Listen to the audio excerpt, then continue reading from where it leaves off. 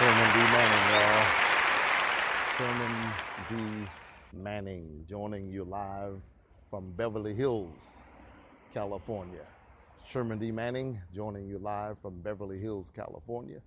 This is a great day to be alive and in the land of the living just one more time. I don't know how you feel about it, but I feel that if you're breathing, you are blessed.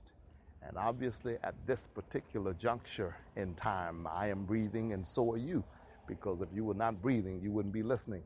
And if I were not breathing, I would not be communicating at this point. And so I'm thankful and I'm humbled by the opportunity, by the chance, by the privilege to share with you one more day on the planet, because this is but a part of a journey that God has set forth for man. And we know that into each life, a little rain must fall, but we also know that this is only a segment. This is only a chapter in the book of our lives, that when we shall have done what we were sent to this part of the journey to do, that we have another building, another home, as the Bible says, not made by the hands of man.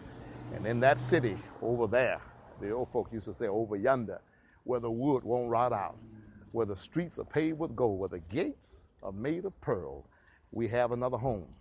And I don't know about you, but I want to get there. And I believe by the grace of the good Lord that I'm on my way there. And that when this is over, it is not over, that it's just begun. There used to be a song that said, we've only just begun. And I believe that with my heart, my soul, my mind, and my spirit. We have to stop the tension. We have to stop the killing on the streets. That is the bottom line. We've got to figure out a way to turn this thing around, to transform the jangling discords of the hatred and the anger that we have toward one another, toward police, toward whoever. We got to figure out how to transform that into an oasis of hope and blessedness, and to know that God is still on the throne. I have to say that again. God is still on the throne, because there's a lot of things going on, and sometimes when we go through what we go through, it seems like God is not on the throne, but he is. And so I want to say to any police officer who might be listening to me at this point that I do not support the murdering of police officers, just as I do not support the murdering of unarmed men and women. I do not support that. I do not support that. You understand what I'm saying to you? I do not support violence against anybody. I don't support that at all. Navigate me to 1201 West 40th Place. I don't support that. And so what we have got to do is figure out what all the problems are and begin to work to make those things right. What I've come to understand is that this stuff is not going to work itself out. This is not one of those problems where time heals all wounds and all those other good slogans that sometimes we like to engage in and talk about and deal with. We're not going to be able to work this out like that. We have got to put forth the effort, and we've got to make it happen. We've got to make change happen. We have to do this. Navigate me to 1200 West 40th Place. You all have to excuse me. I'm trying to do 3 or 4 things at a time. And fortunately, it's a blessing for folk to get mad at you when you're not on the air. And so I can literally say that I get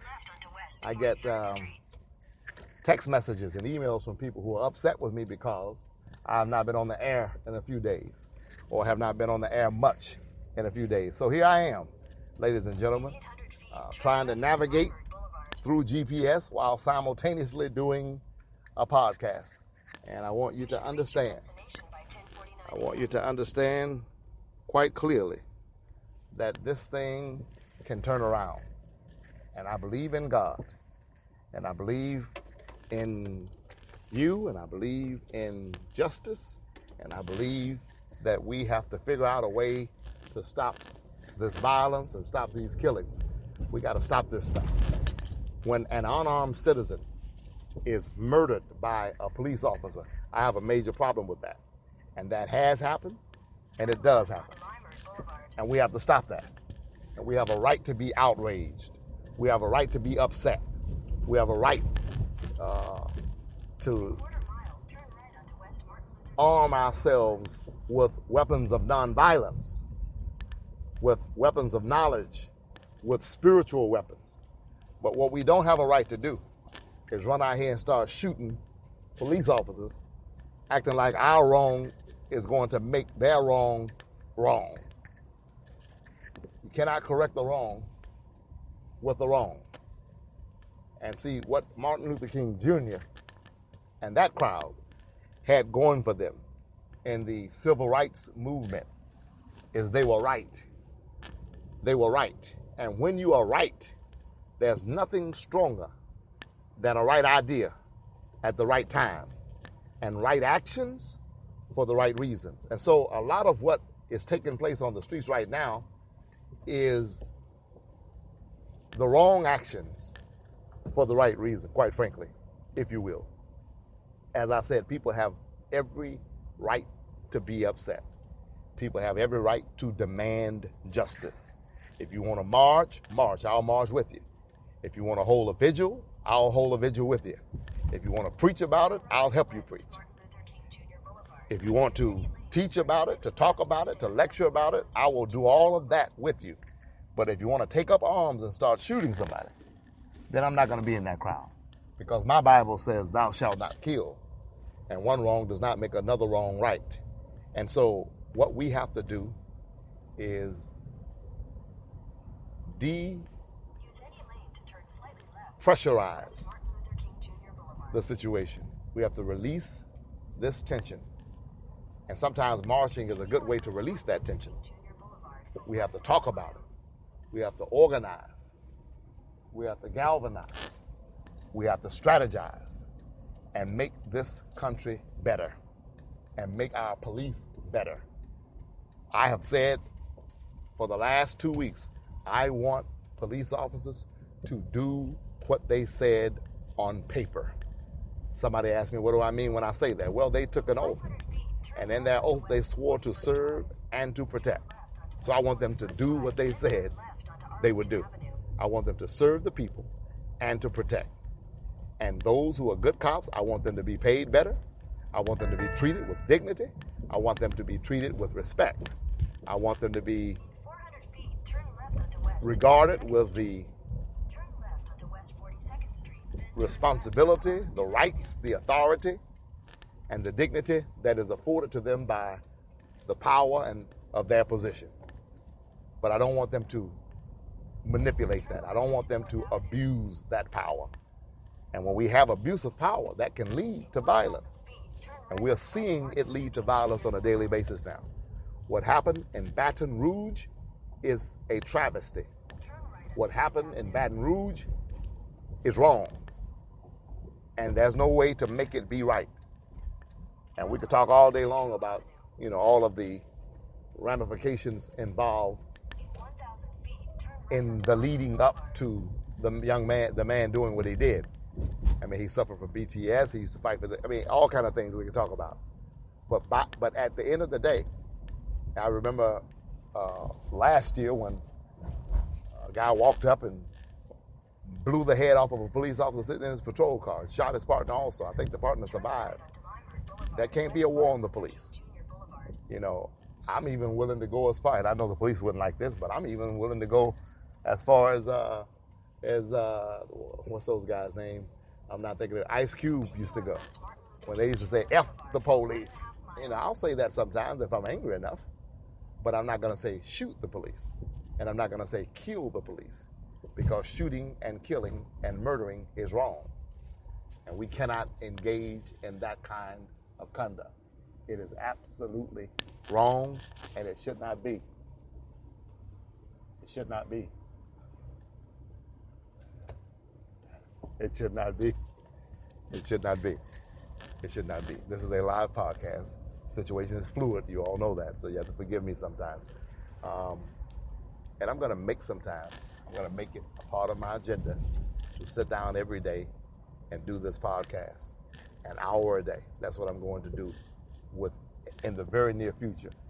I was thinking about doing it at 10 o'clock every single night, and I was wondering what you all think about that, and how many of you all will be willing to download it, because I know that at 10 o'clock at night, a lot of you will be asleep, and 10 o'clock in California is 1 o'clock in the morning in Atlanta. It's midnight in Chicago. It is 7 o'clock in the morning in Europe. And so I don't know. Perhaps we'll do it twice a day. 30 minutes during the day, every day, and 1 hour straight at night on a nightly basis. What about that? What do you think about that? If you think that's a good idea, let me know. If I hear from you, we'll go with that. ShermanDManning@gmail.com. Drop me an email, and let me know what you think about that. ShermanDManning@gmail.com. Let me know what you think. And you can text me at 404-386-9356. I'd like to have your thoughts on that. Ladies and gentlemen, one of the things that is challenging, one of the things that I find to be very important at this time is the fact that we have got to figure out a way to do something about these angry young men on these streets. And the problem that I see is that it would be different if the anger was not legitimate. It would be different if the anger had no foundational basis in truth. But, and listen, I say this, and I want to be clear that I'm not necessarily criticizing President Obama. I'm not one of these kind who thinks that because I support him, I can never criticize him either. But my point is this. This is not me. This is not one of the times that I have criticized him. I'm simply speaking pragmatically. When you're young and you're gifted and you're talented and you also happen to be black and you find yourself having been locked out of prosperity for all of your life, and then finally you have this hope and this belief that change is going to come because you get a president that finally looks like you after 43 of them who look nothing like you. And then you find that even under his presidency, your situation has not changed for the better. You still can't get a job. You're still getting arrested, sometimes for crimes you did not commit. And when you did commit a crime and got arrested for it, you did more time than people who did not look like you. And all of this is still happening under a black president, even though the president, to be real honest with you and to be real candid, doesn't have anything to do with a lot of that. President does not control the local police department. Okay? The president doesn't have anything to do with that, even though some people want to blame Obama and all of that. I'm not in that school of thought. I'm not in that crowd. I'm not in that gallery of believers. I believe that he is the greatest president this country has ever seen. I say that clearly. I say that vociferously. I say that with complete belief in what I'm saying. And some people might ask me, why do I believe that, or why do I say that? To face the kind of opposition that President Obama has had to face and continues to face. To face racism and partisanship. See, Bill Clinton faced partisanship. There's nothing real out of the ordinary or strange about a president of any political persuasion facing partisanship. That's, par for the course. Comes with the territory. We all know that. But all of them were white. Everybody before Obama was a Caucasian male. Well, now this president has had to face the same partisan